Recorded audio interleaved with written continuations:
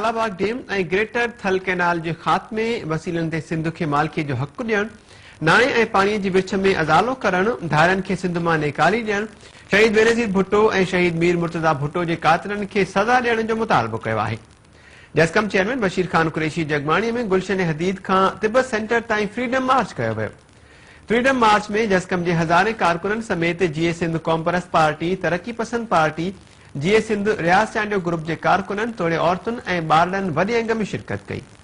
Freedom मार्च जो मुख़्तलिफ़ हंधनि ते शहरनि शानदार इस्तक़बाल कंदे गुलनि जी वर्खा कई, जॾहिं त मार्च में शरीक कारकुननि सिंध जे हक़नि जी हासिलात लाइ नारेबाज़ी कई।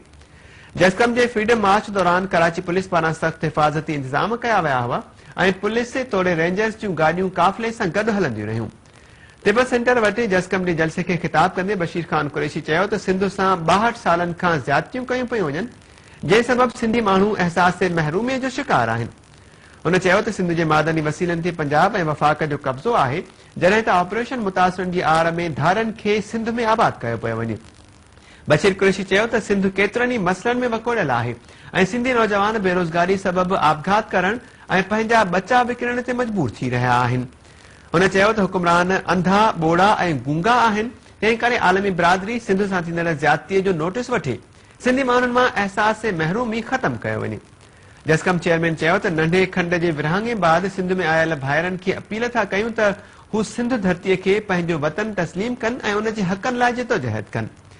फ्रीडम मार्च दौरान कालाबाग डैम, ग्रेटर थल कैनाल खे हमेशा लाइ ख़तमु करणु, 1954 खां पोइ सिंध में आयल बिहारिन, बंगालिन, बर्मिन ऐं ॿियनि धारनि खे निकाली ॾियणु, पाणी ऐं नाणे विच में सिंध खे जाइज़ हक़ ॾियणु ऐं वसीलनि ते मालिकीअ जो हक़ ॾियणु, गुम कयल क़ौमी कारकुननि खे आज़ाद करणु, शहीद बेनज़ीर भुट्टो, शहीद मीर मुर्तज़ा भुट्टो, MRD ऐं ठोड़ी फाटक जे शहीदनि जे कातिलनि खे सज़ा ॾियण समेत ॿियूं करारदादूं मंज़ूर कयूं वयूं। जस्कम जे जलसे दौरान स्ट्रीट लाइट्स बंदि कयूं वयूं, जंहिंजी अॻवाननि सख़्त मज़म्मत कई। फ्रीडम मार्च खे डॉक्टर सफदर सरकी, आसिफ बालादी ऐं ॿियनि अॻवाननि पिणु ख़िताब कयो।